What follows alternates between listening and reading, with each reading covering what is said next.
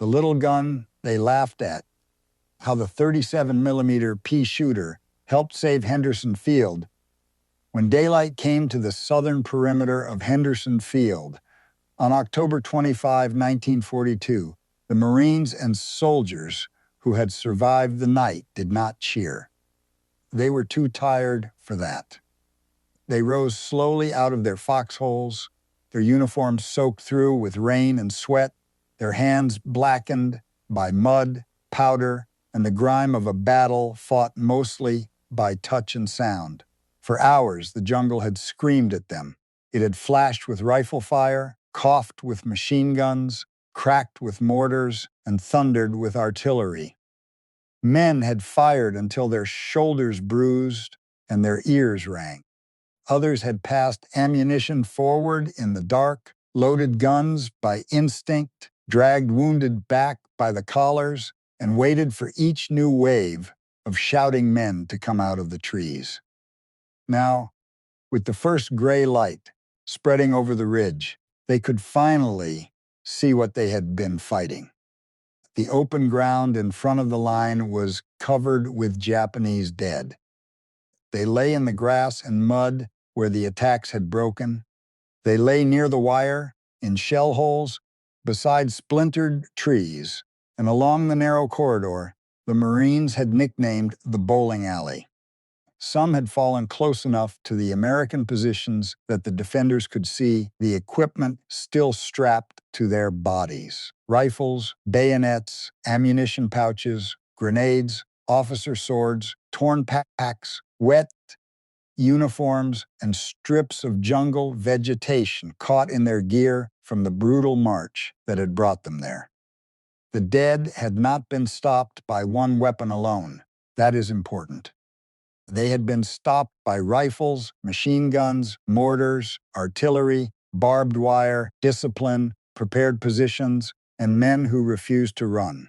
They had been stopped by Marines of the 1st Battalion, 7th Marines, by soldiers of the 164th Infantry Regiment, and by a defensive system built in debris ground south of an airfield that both sides understood was the key to Guadalcanal. But among all the weapons that spoke that night, one had earned a reputation no one on that line would ever forget. It was a little 37-millimeter anti-tank gun. The Marines had mocked it.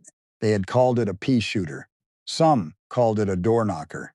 In Europe and North Africa, guns of that size were already losing their place against newer, thicker enemy armor. Against modern tanks, the weapon seemed too small, too light, too weak. It had thin wheels, a low silhouette, and a barrel that looked unimpressive beside larger artillery pieces. To many riflemen sweating through the jungle, hauling that little cannon across ridges and swamps seemed like a waste of strength. Then the Japanese came out of the jungle in massed attacks, and the little gun, loaded not with armor-piercing shot, but with canister, became something else entirely. It became a giant shotgun. Each canister round scattered more than 100 small steel balls in a spreading cone of fire. At close range, against men packed into a jungle corridor and charging in the dark, it was terrible. It did not win the battle by itself. No honest history can say that. But in the right place, at the right moment, with the right ammunition and crews who stayed at their posts under fire, the 37-millimeter gun helped turn one of Japan's most determined assaults on Guadalcanal into a disaster. To understand why that mattered, you have to understand the island. Guadalcanal was not famous before the war. Most Americans had never heard its name. It was a long, green, humid island in the Solomon Chain, covered in jungle, rivers, ridges, swamps, kunai grass, insects, and mud. But in 1942, it became one of the most important places on Earth because of a half-finished airfield near the northern coast. The Japanese had begun building that airfield to support their advance through the South Pacific. If they completed it, Their aircraft could threaten Allied shipping routes toward Australia and help protect Japan's expanding defensive perimeter. The United States could not allow that. In August 1942, U.S. Marines landed on Guadalcanal, captured the airfield, and named it Henderson Field. From that moment on, everything revolved around the airfield. The Marines held it, the Japanese wanted it back. Ships fought for the waters around the island. Aircraft rose from Henderson Field by day, and Japanese warships shelled it by night. Reinforcements arrived under fire. Supplies came in uncertainly. Men lived on captured rice, half rations, and whatever could be unloaded before enemy aircraft or ships appeared. Disease spread. The jungle rotted clothing, equipment, boots, and bodies. Men who had survived combat were weakened by malaria, dysentery, hunger, and exhaustion. Yet the airfield kept operating. That was why the Japanese kept attacking. The first major Japanese attempt to retake Henderson Field had ended badly in August at the Ilu River, which the Marines called Alligator Creek. Colonel Kianao Ichiki's detachment attacked with confidence and was virtually destroyed. In September, another assault came against the ridge later associated with Colonel Merritt Edson and his raiders. That attack also failed. The Marines were battered, but the perimeter held, and Japanese commanders knew they needed a larger effort. By October, Lieutenant General Harukichi Hakutaki's 17th Army prepared a major offensive. The central role would fall to Lieutenant General Masao Maruyama and the 2nd Division, often called the Sendai Division. This was not a weak or second-rate formation. It was old, proud, and experienced. Its soldiers had been trained to endure hardship, obey orders, and close with the enemy. Japanese doctrine placed enormous value on offensive spirit. A determined attack, properly timed and pressed home with courage, was expected to break even a fortified line. But courage could not solve every problem. The Japanese badly underestimated the number of American troops on Guadalcanal. They also underestimated the difficulty of moving a large force through the island's interior. Instead of attacking from the coast, where the Americans expected danger, the main Japanese force would march inland, move south of Henderson Field, and attack the perimeter from a direction considered less likely. On a map, the idea had logic. In the jungle, it became a nightmare. The route later known as the Maruyama Trail was not a road in any real sense. It was hacked through jungle by hand. The hashad, the men who followed it had to carry rifles, ammunition, food, and often heavy loads for crew starred weapons. Others struggled with parts of guns, mortars, and machine guns. The trail crossed ridges, ravines, rivers, and swamps. In the wet heat, the march consumed the strength of the soldiers before they ever reached the battlefield. The jungle did not merely delay them, it disorganized them. Units lost contact. Heavy weapons fell behind. Ammunition was abandoned when men could no longer carry it. Food ran low. Cooking fires risked detection by American aircraft, so men ate poorly or not at all. Rain turned the ground into mud. The schedule slipped. Maruyama had to postpone the attack more than once. By the time many of his troops reached their jump-off positions south of Henderson Field, they were exhausted, hungry, and missing much of the firepower that was supposed to support them. Still, they came. On the American side, Lieutenant Colonel Lewis Chesty, Puller's 1st Battalion, 7th Marines, held part of the southern line. Puller was already a hard man with a hard reputation.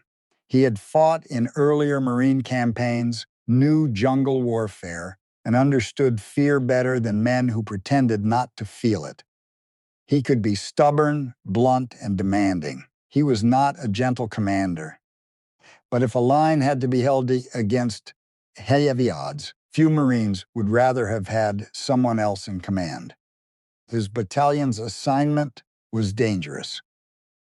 The frontage was too wide for the number of men available. A thin line in jungle could be pierced. Once pierced, it could collapse. Puller knew that he could not defend everywhere with equal strength. He had to read the ground, guess where the enemy was most likely to come, and place his limited weapons where they would matter most. One of the key places was an open lane through the jungle. The Marines called it the bowling alley. It was not a road, not in the comfortable sense. It was a corridor of relatively open ground in a world of trees, brush, vines, and shadow. But compared with the tangled jungle around it, it offered a route by which men could form, move, and attack in numbers. That made it dangerous for the defenders. It also made it a killing ground if the defenders prepared it correctly. Captain Regan Fuller commanded Marine anti-tank guns in Puller's sector. His 37mm guns were light compared with heavier artillery, but lightness was part of their value. A crew could manhandle them into places where larger guns could not easily go. They could be pulled, pushed, dragged, and aimed for direct fire. Against Japanese tanks, whose armor was generally much thinner than late-war German armor, the gun could still be useful. Against bunkers and fixed points, it could also fire high explosive. But its most feared role on Guadalcanal was anti-personnel fire with canister. Canister was not a new idea. Long before Guadalcanal, artillerymen had learned that a cannon could be turned into a huge shotgun. In earlier wars, guns fired grape, case, and canister into troops at close range. The principle was simple and brutal. Instead of one projectile, send many smaller projectiles forward at once. Against men in the open, especially men grouped together, the effect could be devastating. The 37mm canister round brought that old idea into the jungle war. It was not magic, it had limits, it needed a clear field of fire. It was most effective at short range. It could not reach deep into the jungle or replace mortars, artillery, and machine guns. But if enemy infantry entered a narrow lane and charged straight toward the gun, canister could cut across that space with frightening speed. And Fuller's crews understood this. The riflemen may have laughed at the little guns, but the crews knew what they could do if the Japanese attacked in mass. They positioned the guns to fire down likely avenues of approach. They stacked ammunition close. They prepared for a night in which seconds would matter. Far to the west, another part of the Japanese plan was already going wrong. The October offensive was supposed to be coordinated. While Maruyama's main force struck from the south, other Japanese troops would attack near the Matanikaw River to draw American attention and reserves. Coordination was critical.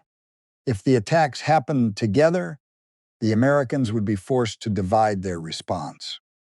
But war rarely obeys a plan once darkness, jungle, bad communications, and exhausted men begin to interfere.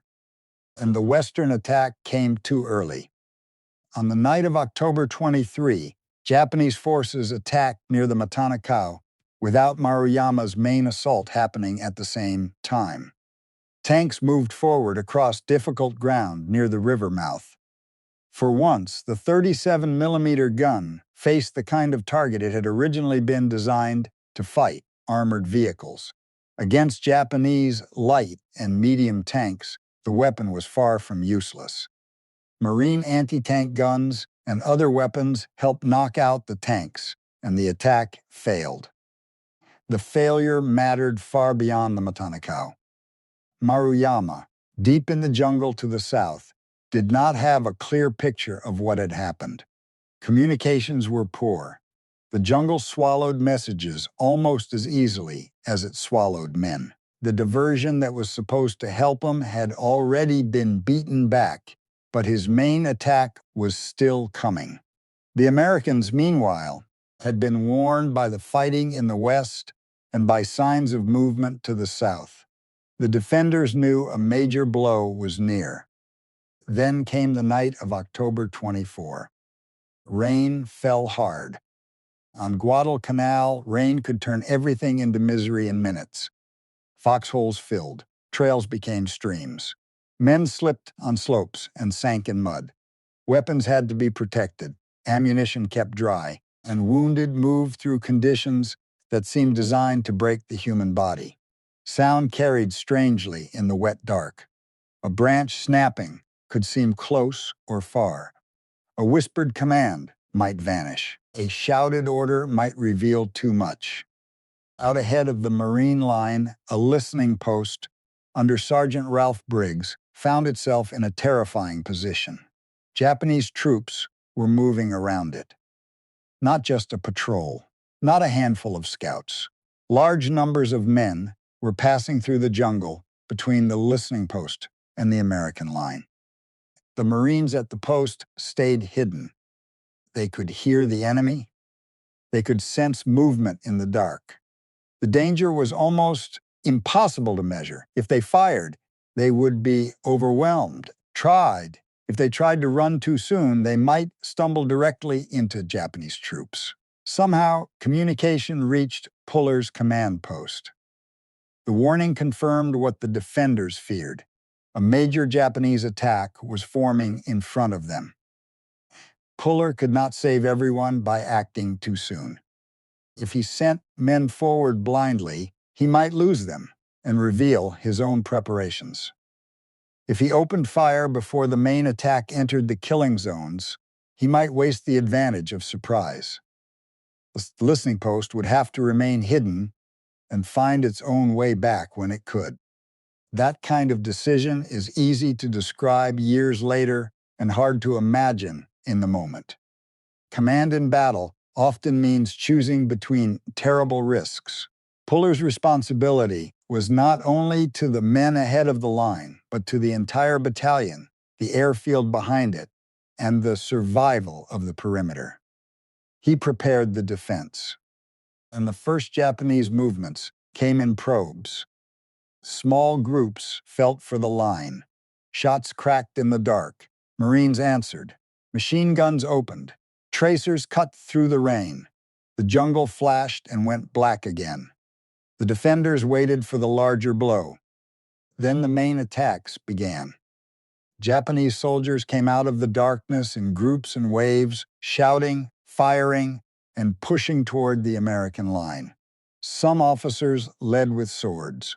Men tried to cross the open ground, reach the wire, find gaps, and overwhelm the defenders by shock and numbers.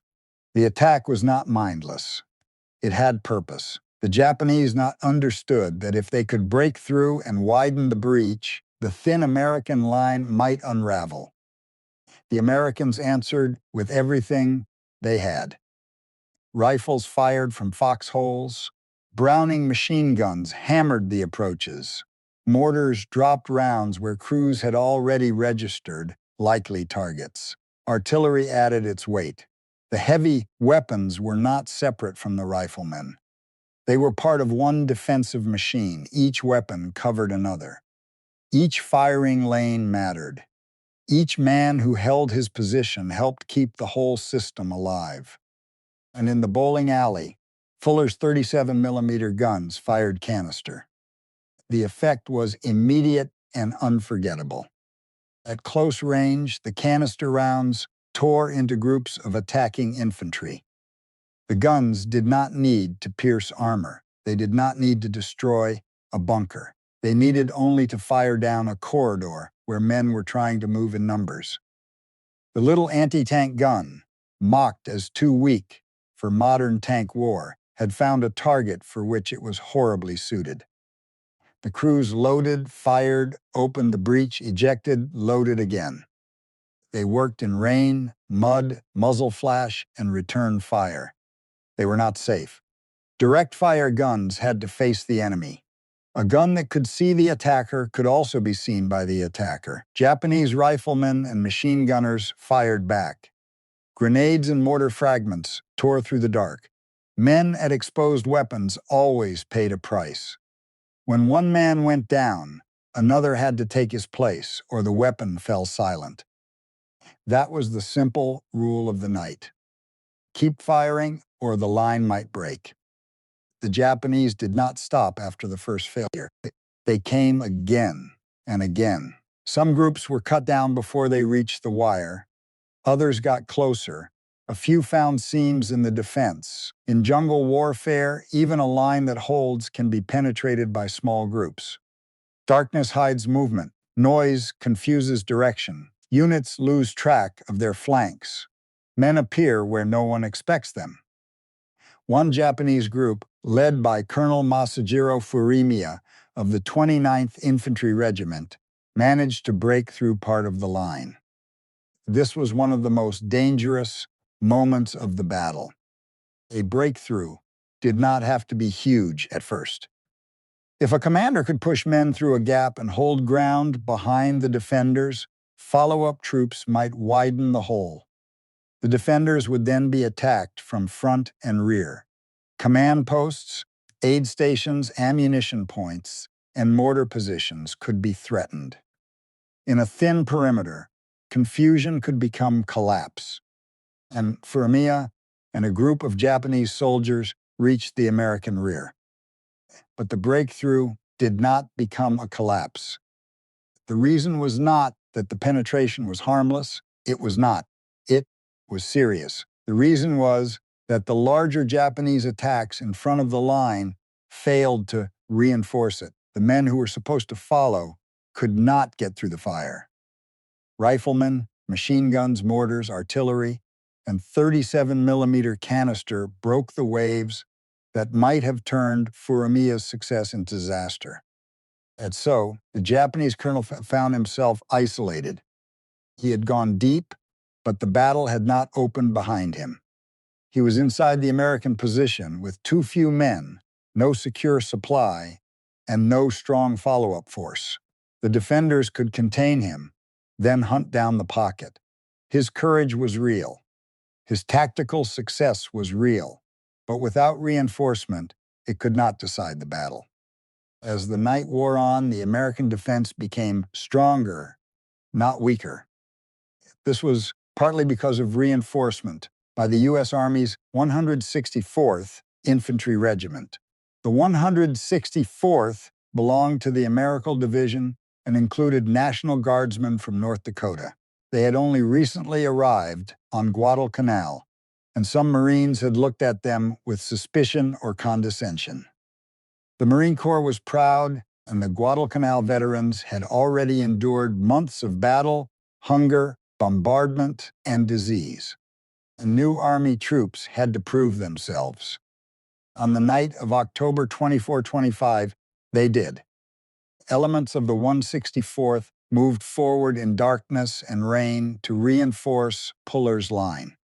In some places, they were not simply placed beside the Marines, they were woven into the Marine positions by detachments. This was not neat parade ground warfare. It was a desperate night defense in which men from different services shared foxholes, ammunition, fields of fire, and danger.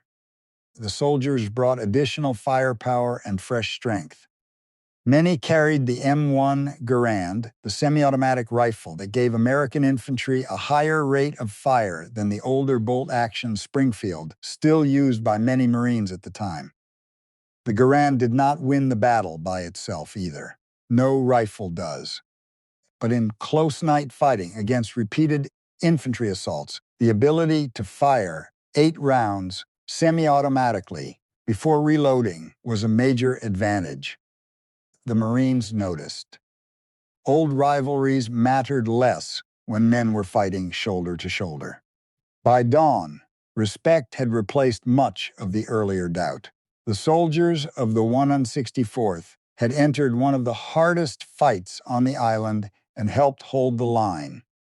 The Japanese, however, were not finished. the attack on the night of October 24-25 failed to break the perimeter, but Maruyama still believed success might be possible. His information was incomplete. His forces were scattered and exhausted, but the Japanese command tradition did not easily accept failure after so much effort had already been spent. The next night, October 25-26, more attacks came. By then, the Americans had improved their positions. The line had been adjusted. Marines and Army soldiers were better tied together. The defenders knew more clearly where the danger lay. The Japanese, meanwhile, had lost heavily. Units were disorganized. Men were hungry and exhausted. Heavy weapon support remained inadequate. The great offensive force that had marched through the jungle was now being fed into a defensive system that had already survived its first shock. The second night was another disaster for the attackers. Japanese units charged again and were met by the same layered fire. Rifles, machine guns, mortars, artillery, and 37mm guns firing canister where the ground allowed. Major General Yumio Nasu, who directed part of the assault, was mortally wounded. Other commanders and staff officers were killed. The attacking formations lost cohesion. Some small groups got through or around parts of the line, but they could not create a decisive breach. In the west, additional Japanese attacks also failed. The offensive had been intended to crush Henderson Field by pressure from multiple directions. Instead, the attacks became separated, unsupported, and destroyed in pieces. The jungle had damaged the plan before the first shot was fired. American defenses finished the work. By October 26, the major crisis had passed.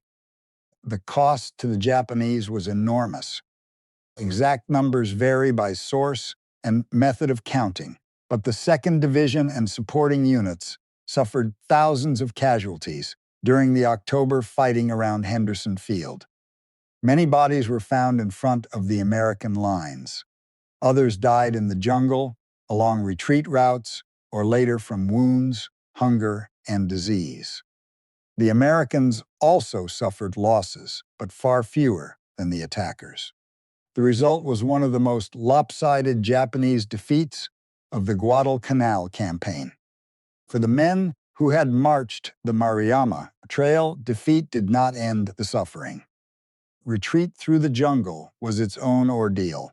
The same trail that had exhausted them on the way in now had to be followed by men who were wounded, starving, sick, and demoralized. Supplies were short. Medical care was limited.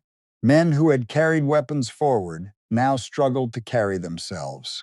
The trail earned a grim reputation among survivors. It became associated with hunger, bones, and death. The failure also had strategic consequences. Guadalcanal was not decided in one night, but the October offensive was one of Japan's last great chances to retake Henderson Field by land assault.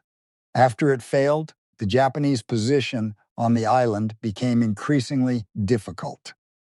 American air power from Henderson Field continued to threaten Japanese shipping. Naval battles still raged around the island, and the campaign would continue into early 1943. But the momentum was shifting. Japan had taken the offensive across the Pacific after Pearl Harbor. At Guadalcanal, that offensive began to run into a wall. The United States did not win the campaign easily. It paid in ships, aircraft, men, and months of endurance, but it held. The airfield stayed in American hands. The Japanese poured in troops and supplies under terrible conditions and could not regain control. In time, they would evacuate the island.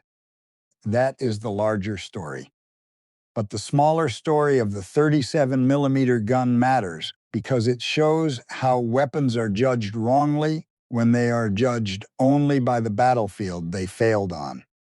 In one theater, against one kind of enemy, a weapon can become obsolete. In another theater, Against another kind of enemy, the same weapon can remain deadly. The 37mm M anti-tank gun was not the answer to every problem. Against newer German tanks with thicker armor, it was increasingly inadequate. That judgment was not foolish. It was based on real battlefield experience. But Guadalcanal was not North Africa. The Pacific Island battlefield was different. Roads were few. Jungle limited the use of large armored formations. Japanese tanks were generally lighter and more vulnerable than the European vehicles that made the 37mm look outdated. More importantly, many of the fiercest Japanese attacks came as infantry assaults at close range, sometimes through narrow approaches, where canister was ideal. The little gun was not useless. It had been misunderstood. It was light enough to be moved where heavier guns might not go. It could still defeat Japanese light armor. It could fire high explosive at fixed positions. And when loaded with canister and aimed down a likely avenue of infantry attack, it could become one of the most feared weapons on the line. That is why the old nickname changed. Before the battle, a shooter was an insult. It meant weak, small, almost laughable. After Henderson Field, no one who had seen the gun firing canister into the bowling alley used the phrase in quite the same way. The men who had dragged the guns through mud and jungle were no longer comic figures hauling dead weight. They were part of the reason the line still existed. The lesson was not simply that canister was powerful. The real lesson was that terrain, ammunition, preparation, and timing can transform a weapon's value. A gun is not just a gun. It is a tool inside a situation. Put the wrong tool in the wrong place, and it may look foolish. Put the same tool in the right place, with trained crews and the correct ammunition, and it can become decisive. Captain Fuller's guns did not save Henderson Field alone. That needs to be said plainly. They did not replace Fuller's leadership. They did not replace the riflemen who held foxholes under attack. They did not replace the machine gun crews who fired until barrels overheated, the mortar crews who dropped rounds into the dark, the artillerymen whose fire helped break formations, the communications men who kept lines working when they could, the corpsmen who moved through fire, or the soldiers of the 164th who reinforced the line when the crisis was at its worst. But the 37mm guns did something that no rifle could do in the same way. They swept open ground with a blast of steel at the exact moment massed infantry tried to cross it. That mattered. In battle, decisive does not always mean one thing does everything. More often, it means one thing does a necessary job at the moment when failure would be fatal. The canister guns did that at Henderson Field. They helped prevent Japanese attacks from turning pressure into penetration and penetration into collapse. The Japanese soldiers who attacked were not cowards. They were not fools. Many had endured an almost impossible march and still charged into prepared fire because their army, their commanders, and their code demanded it. Their bravery was real. Their suffering was real. But bravery could not cancel physics. Spirit could not silence machine guns. Determination could not make abandoned artillery appear at the front. Courage could not turn hunger into strength or confusion into coordination. The American defenders had their own fear. They were not machines. They were tired young men in wet holes, listening to an enemy they could not always see. They knew the line was thin. They knew that if enough Japanese soldiers got through, the airfield behind them could be threatened. They knew that darkness favored confusion. They knew that help might not arrive in time. They held anyway. That is why Henderson Field became one of the defining fights of Guadalcanal. not because one weapon performed a miracle, but because a desperate defense held together. The line did not break. The airfield remained in American hands. The Japanese offensive failed, and in the mud south of Henderson Field, a weapon many men had dismissed found its place in history. Years later, people would remember the 37-millimeter gun in different ways. Some would remember it as obsolete. In the European War, that reputation had truth behind it. The age of light anti-tank guns was passing quickly as tanks grew heavier and armor thicker. The battlefield was changing too fast for small guns to remain first-line tank killers against the strongest armored forces. Others would remember it as a useful Pacific weapon. That was also true. On islands where movement was hard, sightlines were short, and enemy armor was lighter, the gun still had a role. Against infantry attacks, especially with canister, it could be devastating. Both memories can be true. History becomes false when it chooses only one. The 37-millimeter gun was not a wonder weapon. It was not useless junk. It was a limited weapon whose usefulness depended on context. At Henderson Field, the context was perfect. A narrow approach, attacking infantry, close range, prepared crews, and ammunition designed for exactly that kind of target. The same is true of men and plans. Maruyama's plan was bold, but it depended on too many fragile assumptions. It assumed the march through the jungle could be completed in time and in order. It assumed heavy weapons could be brought forward. It assumed communications would coordinate separated attacks. It assumed the American strength was lower than it really was. It assumed offensive spirit could make up for material weakness. One by one, the island broke those assumptions. Puller's defense had weaknesses too. The line was too thin.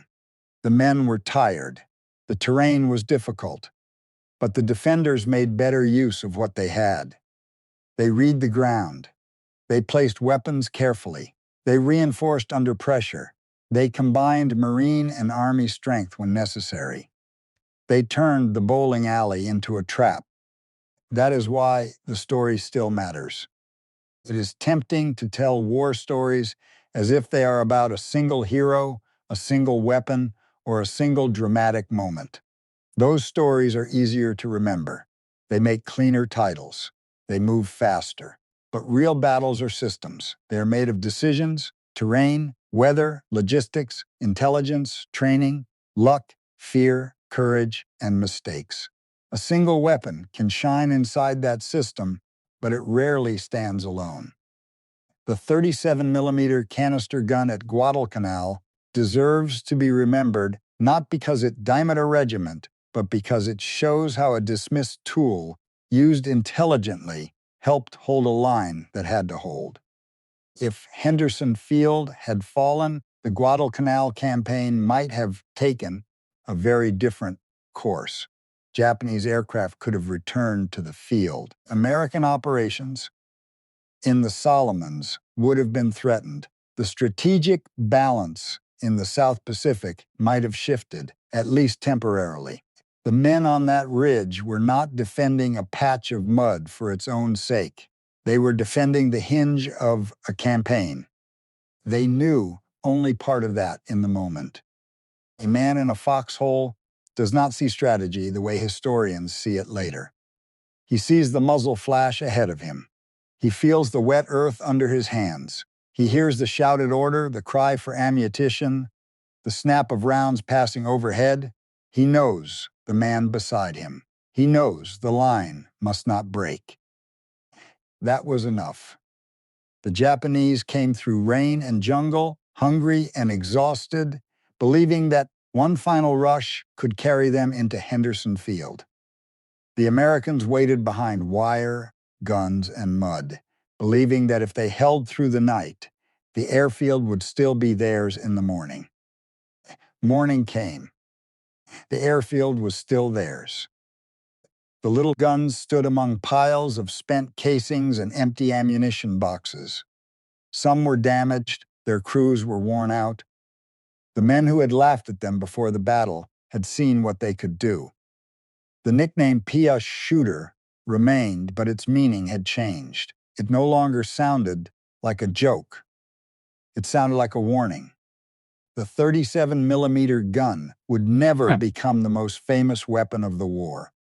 It would not be celebrated like the M1 Garand, the Browning machine gun, the Sherman tank, or the big naval guns that fought in the waters around Guadalcanal. It would not define an era of armored warfare.